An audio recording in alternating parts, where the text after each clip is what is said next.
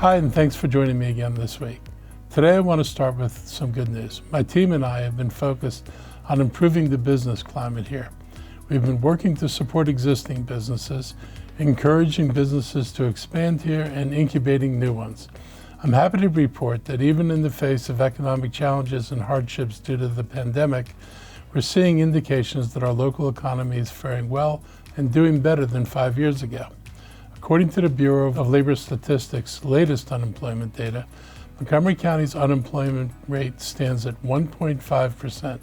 This is the lowest recorded rate in June since 1990. And the only other time it was this low was in December of 1999, nearly 24 years ago. Additionally, our labor force has expanded with over 8,800 people joining the workforce, and more than 14,000 jobs have been added to our local economy from March 2022 until this past March. We continue to make business-friendly reforms throughout the county government. We've embraced changes that simplify permitting, filings, upgrades, and business establishment procedures. We've also improved our procurement processes through digitization and are focused on making sure that more local and minority-owned businesses are receiving county government contracts. In fact, for the first time, our Office of Procurement has more new vendors receiving county contracts than previously established vendors, and this is a good sign. Montgomery County has an impressive landscape. We have the third largest life sciences workforce in the country. We are home to NIH, FDA, and NIST. We are part of the third largest biohealth cluster in the United States, as reported by Genetic Engineering and Biotechnology News. And around 4 million square feet of lab space has been built or is under development since I became county executive for our life sciences companies, which also continue to come here. This has all happened since 2019. None of this was happening when I came into office. We've also landed big expansions. MilliporeSigma will spend $286 million on new space to nearly double its workforce in Rockville. This is just one of many examples of the asset and strategy-rich environment we have in Montgomery County, and we're not letting up either. Projects such as the University of Maryland's Institute for Health Computing in North Bethesda continue to generate interest and excitement, and our local, national, and international outreach are setting our county up for continued success down the line. While the record low unemployment rate is certainly good news, the data doesn't capture those who cease searching for work and those unable to work. Moreover, the unemployment rate doesn't tell you anything about the quality of the jobs. Are those jobs coming with minimum wages, or are they coming with living wages that are essential, along with benefits like health insurance? National numbers don't indicate if people are satisfied or looking for something better. Our approach has been deliberate. We're creating pathways for everyone to advance their careers through education, apprenticeships, and workforce training. Institutions like Montgomery College and the Universities of Shady Grove play a pivotal role in guiding students toward opportunities in the life sciences job market and other tech markets. One of the most important developments in continuing education has been in recognizing the value of certifications for job advancements, as well as creating a talent pool for new companies to draw from. Not everyone needs a 2-year or even a 4-year degree to find a job or climb up the ladder in life sciences and other tech companies. Montgomery County houses around 33,000 businesses, with a staggering 95% being small businesses. We've revitalized our approach to provide more support to this sector. The creation of our business center, accompanied by grants, workshops, and procurement opportunities, has helped companies grow, and reforms in procurement are increasing local procurement in the county. Our small business liaisons are on the front lines, assisting business owners in surmounting the challenges they face. And we're proactive. We're knocking on doors to help keep businesses in the county and give them access to our local markets. Another indispensable tool in our workforce development arsenal is WorkSource Montgomery. We've revolutionized how we help people find work, offering classes in diverse languages and retooling skills for high-paying jobs. In the last 5 years, we've worked with our WorkSource team to do so much more than we were doing before. I encourage you to check out the changes we've been making by visiting WorkSourceMontgomery.com to browse through some of the resources being offered now. Over at thinkmoco.com, you can read through the first quarter report covering economic indicators that look at employment, real estate development, and housing trends in our area through March of this year. Before we move on to other issues, I also wanted to note the important news announced yesterday by Vice President Harris, who unveiled the new labor rule that updates the prevailing wage law on federal public works projects. This means wages for construction workers on federal projects will be raised, which is long overdue. This new rule restores the Department of Labor's definition of what a prevailing wage was. It uses a definition that was changed nearly 50 years ago when it was upended by the Reagan administration. It will make the prevailing wage equivalent to the wage paid to at least 30% of workers rather than 50% of the workers in a given trade in a locality. Prior to this new rule, if the majority of workers in a given trade or locality did not earn a single wage rate, then the prevailing wage was determined by the average wage in a given trade. Setting the prevailing wage to the wage paid to at least 30% of the workers makes it more likely that workers are paid a true prevailing wage. Our economies thrived under the old prevailing wage rules. Higher incomes translated into greater buying power, creating increased economic activity. Decent wages built a middle class of workers who could buy homes and send their kids to college, and it helped improve our tax base. This new rule finally reverses one of the former President Reagan's many attacks on workers. It will go into effect in about 2 months and will improve the livelihood of about 1.2 million workers across the nation. Additionally, this new rule will add an anti-retaliation provision in contract clauses to protect workers who raise concerns from being fired or punished. It also strengthens the Department of Labor's ability to withhold money from a contractor in order to pay employees their lost wages.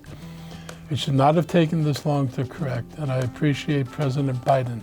He's done more for working families in 3 years than any president since FDR. I hope this new rule will have positive residual effects on construction workers in the private sector as well as on all hourly employees throughout the nation. Right from the Start is a new program, and we're showcasing it on Sunday, August 13th from noon to 3 p.m. at the White Oak Recreation Center. The Montgomery County Department of Health and Human Services is bringing together several experts to talk about the importance of preconception health, prenatal care, and early childhood health within the Black community and the African diaspora. Angeline Bell is a nurse manager for the Babies Born Healthy program. And during my media briefing this week, she said Black women in Maryland are 3 times more likely to die in childbirth than women of any other race. Fortunately, in Montgomery County, our infant mortality and morbidity rates are lower than the national and state averages, but the disparities still exist. Babies of Black or African American women are 2 to 3 times more likely to die before the age of 1 compared to babies born to mothers of other races. In 2021, Black women accounted for 43% of all fetal and infant deaths in Montgomery County, even though they represented just 20% of the births in the county. Efforts like Sunday's event are meant to spread awareness and prompt more people to take expectant mothers' prenatal and childhood health seriously. You can learn more and register for the free event by visiting eventbrite.com and searching for Right from the Start. As we know, climate change is contributing to an increase in extreme weather events around the world, from heating emergencies to flooding, wildfires, and drought. And here in Montgomery County, we're not immune to these threats. Our climate action plan looks at how to reduce our carbon emissions, but it also addresses how we can mitigate the hazards of a changing climate. The powerful thunderstorms we've experienced recently are examples of the dangers we face and that we must prepare for. As severe, intense thunderstorms bring heavier precipitation, we face more possibilities of our waterways overflowing, as well as overwhelming our stormwater infrastructure, flooding roadways and bridges, and putting lives at risk. To protect residents from the dangers posed by flash flooding, the county received funding from the federal government's Department of Homeland Security to install 35 flood sensors at frequently flooded sites within the county. Strategically positioned in flood-prone areas, these flood sensors enhance our efforts regarding the emergency warning systems and improving response times. In addition, our Department of Environmental Protection is assessing vulnerable areas, providing detailed flood studies, and implementing mitigation projects. This is part of our work to address the impacts to residents and businesses within the county.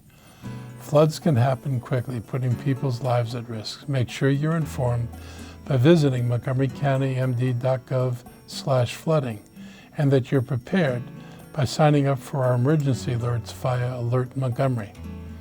Always remember that if you do encounter a flooded roadway, water may be deeper and swifter than it appears, and it can rise significantly in just seconds. So don't gamble with your life, just turn around and don't drown. While there is no need to set off alarm bells, we have seen a slight uptick in our COVID-19 rate. It's a reminder that COVID is still out there and people are still getting sick. And just this week, I had the lunch that I had to cancel because one of those planning to attend came down with COVID. And this isn't the first time this has happened recently. Today's 7-day cumulative case rate is now 16.56 per 100,000 people, which is similar to last week's measure of infections, and it's a mild increase compared to 4 months ago. The number of acute care patients with COVID-19 diagnosis has increased as well. As you can see from this chart, Maryland had 78 patients in acute care and in the ICU from COVID at the end of July. Now we're at 123. That's about a 40% increase in less than 2 weeks. We've also seen an increase of COVID in our wastewater surveillance. We continue to monitor the data, which correlates to what we've seen in our hospitals and community case rates, with a lull since late May. The bottom line is that we need to remain vigilant and stay protected. Many people are returning from summer vacation and may be carrying back strains of COVID they haven't been exposed to before.